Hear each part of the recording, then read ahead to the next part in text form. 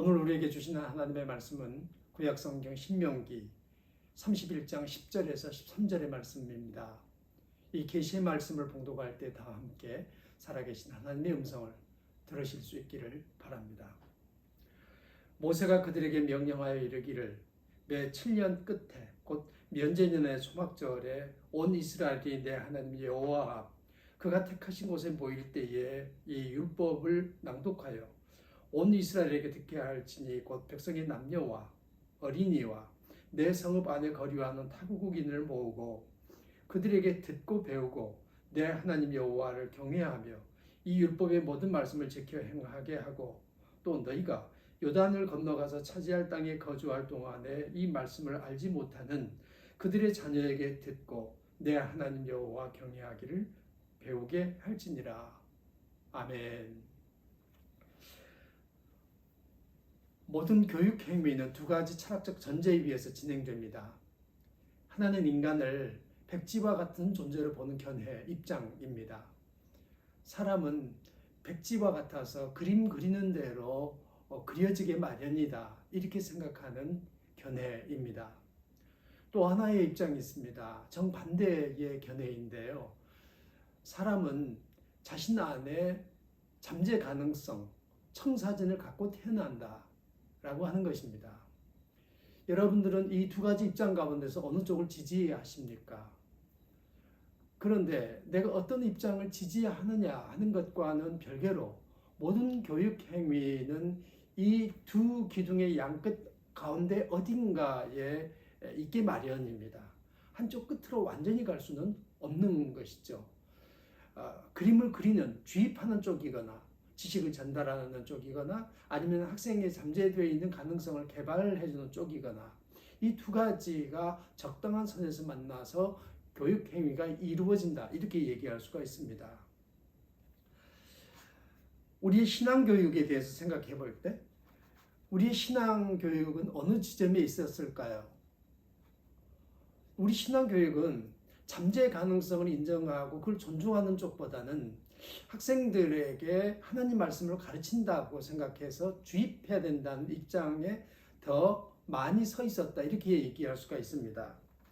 그래서 아이들에게 신앙을 어떻게 해서든지 가르치기 위해서 교회 학교가 세워졌고 이 교회 학교에서 예배와 공과 공부와 그리고 약간의 활동과 노래 부르기, 율동 이런 것들이 진행이 됐습니다.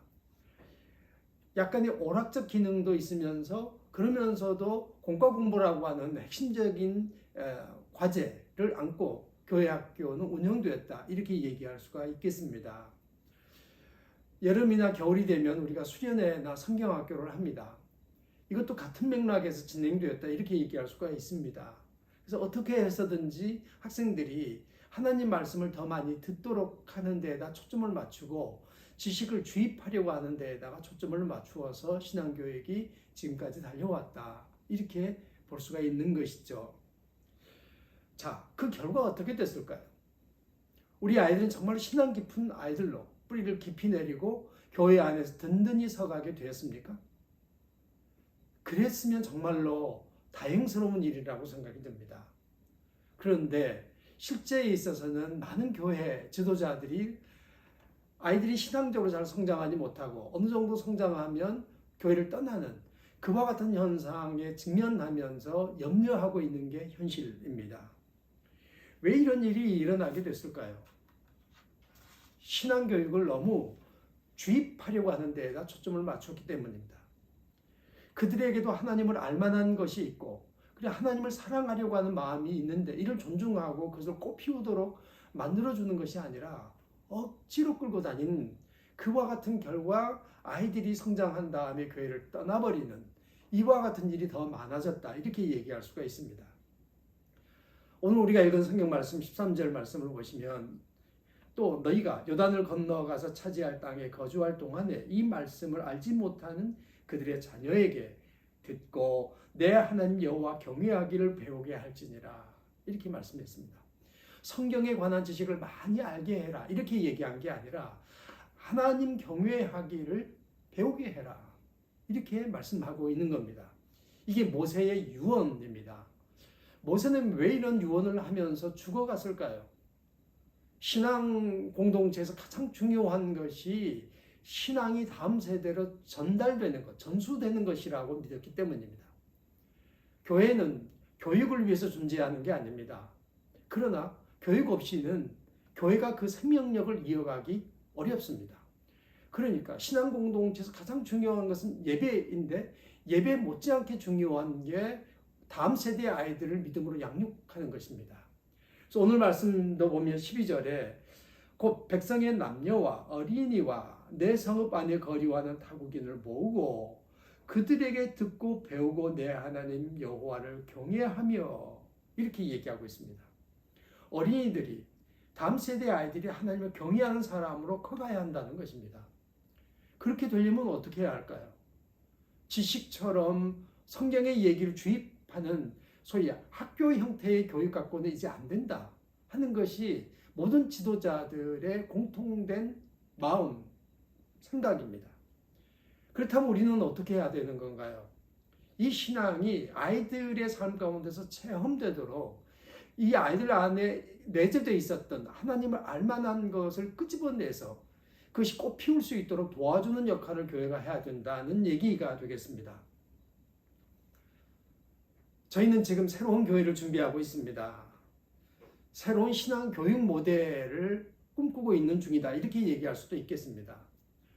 지식 전달이 아닌 들을 수 있게 하는 신앙 교육을 준비하고 있습니다. 아이들이 정말로 기쁘게 하나님 말씀을 들을 수 있고 신앙 공동체 안에서 즐겁게 행복하게 성장할 수 있도록 만드는 신앙 교육을 저희는 꿈꾸고 있습니다. 이 교육은 교사로부터 시작하는 것이 아니라 학생으로부터 시작하려고 마음먹고 있는 중입니다.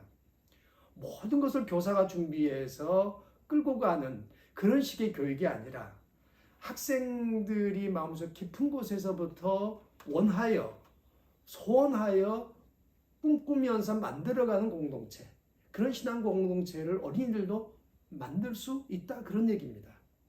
아이들은 어리니까 불가능할까요? 아닙니다. 아이들이 어려도 충분히 가능합니다. 우리는 구약 성경에서 사무엘이 라마에서 나봇 신앙 공동체를 만들었던 것을 성경에서 읽을 수 있습니다.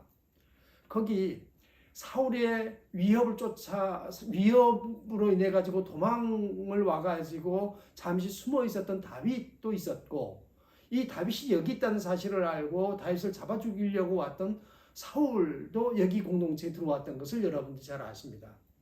우리가 놀라운 것은 뭐냐면 사울이 이 공동체에 들어와서 성령을 충만히 받았다는 점입니다. 그리고 거기서 다윗을 죽이지 않고 돌아갑니다.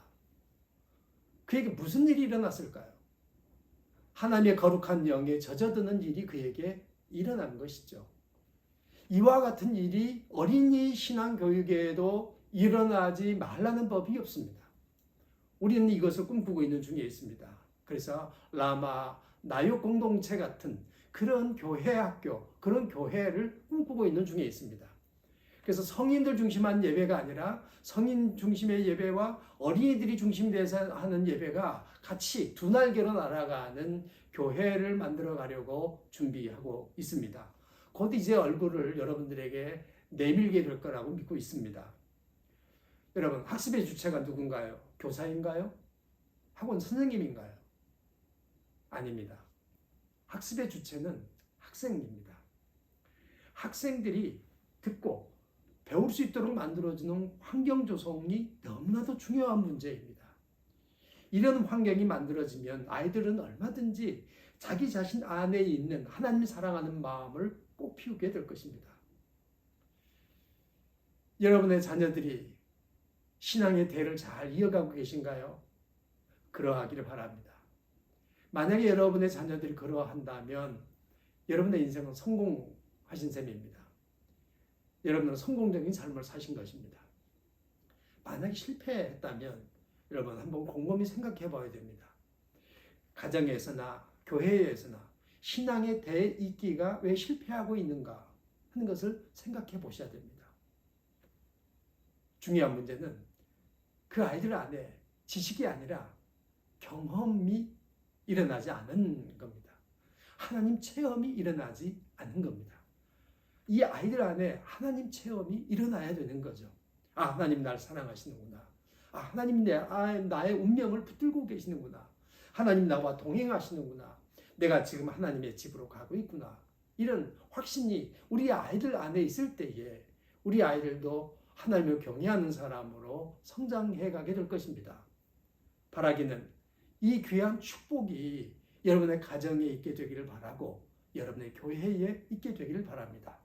우리 함께 신앙의 대익기에 성공하십시다.